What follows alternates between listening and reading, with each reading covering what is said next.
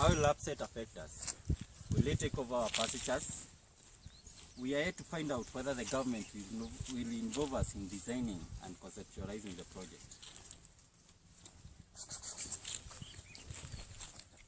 Kumekuwa na miradi mingi huku Lamu. Mradi wa LAPSSET utatusaidia vipi? LAPSSET project izila pa low. Ndizine ndo mabwana nganikia ikilakini ndo mamratu ekana. Being a farmer, will LAPSSET increase accessibility of resources to our farms? Also, will it improve trade? Upon the completion of the LAPSSET project, will the local communities benefit from the resort cities, or will they just be left sidelined? For the construction of roads LAPSSET project, what impacts will it have to the local community and the country's GDP? Let's find out. LAPSSET Corridor is one of the flagship projects of Kenya's Vision 2030, whose objectives are to improve access and connectivity between Kenya, Southern Sudan, and Ethiopia, as well as to stimulate economic activity in the northern and eastern parts of Kenya. The LAPSSET region is endowed with rich biodiversity ranging from the desert savannas of Lake Turkana on the far north to the marine life around Lamu town to the south, both UNESCO World Heritage Sites. Some of the prominent wildlife attractions in the area include Meru National Park, Samburu National Park, Lower Wildlife and Olpajeta Conservancies, Sibiloi National Park, and the various parks and game reserves surrounding Lake Turkana.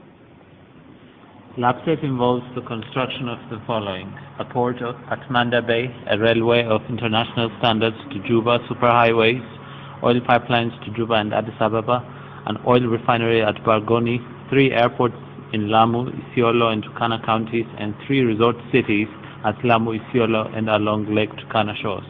In 2009, the project was estimated at $16 billion, but recent estimates arrived at after a series of studies has now placed the cost at $22.5 billion. There, however, have been some concerns about the effects of the project on the environment and the social lives of the people, especially in Lamu County.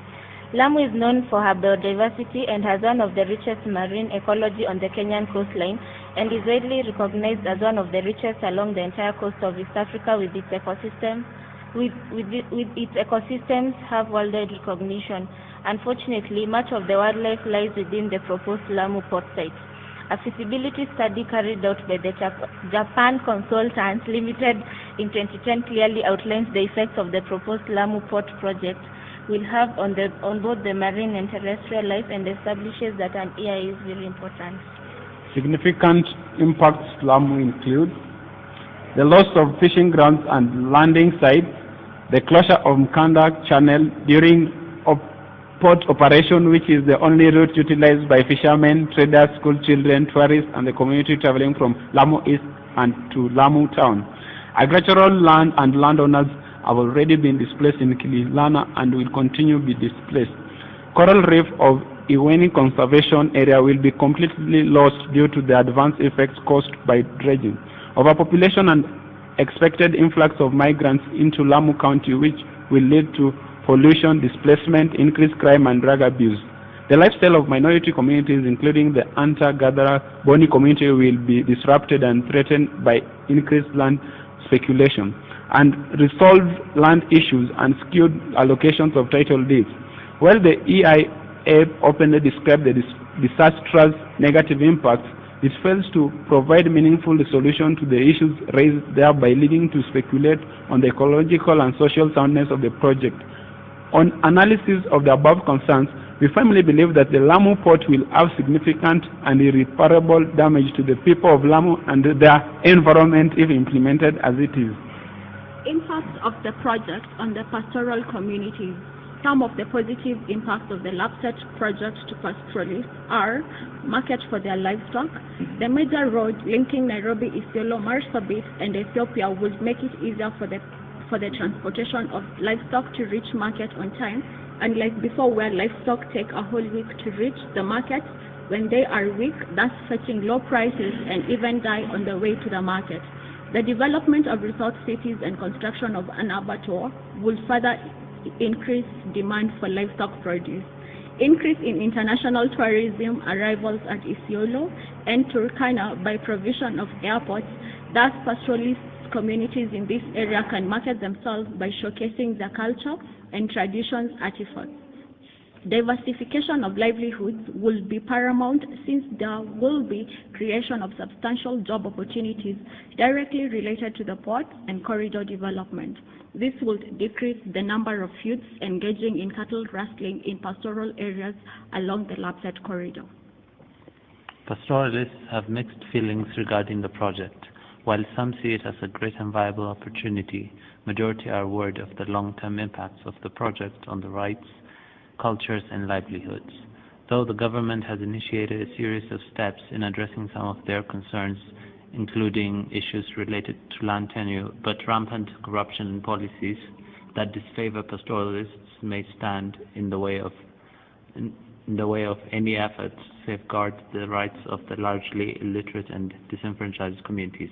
Loss of land or territories, increased conflicts, alteration of traditional livelihood systems, and collapse of cultures and traditions would be some of the anticipated negative impact of LAPSSET project.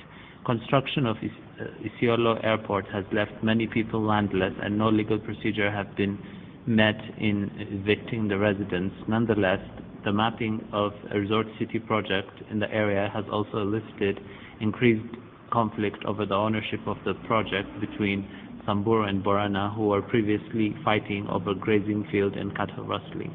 Most of these projects come with its influx of visitors who will come to invest and even settle to reap the benefits that arise from these projects at the expense of the locals.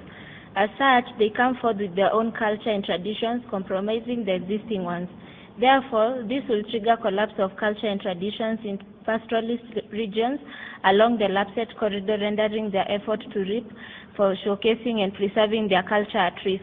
This increase in population will trigger encroachment into the grazing areas, since there will be higher demand for residential buildings, forcing an alteration of traditional livelihood systems.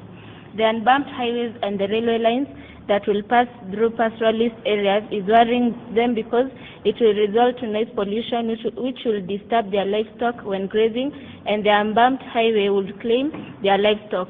Shortage of water is a norm in pastoralist areas, but the coming of these huge projects will overstretch the consumption of the available water, and unless an alternative source is sought, there will be bound to be a shortage.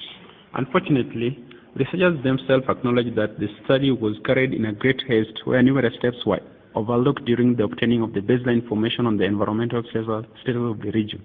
The report said that some marine surveys were not undertaken due to financial constraint of the Ministry of Transport. Only cross-sectional observation techniques were used to assess wildlife, and only the impacts on the immediate vicinity around the port site were assessed. Even with the impacts evaluated and critical discussed by many articles, the government involved are not budging, and recently President Uhuru Kenyatta launched the start of construction on the railway gauge. We want to believe that the coming 20 or so years, we won't have to look back and ask ourselves so many ways and where we lost our pastoralists at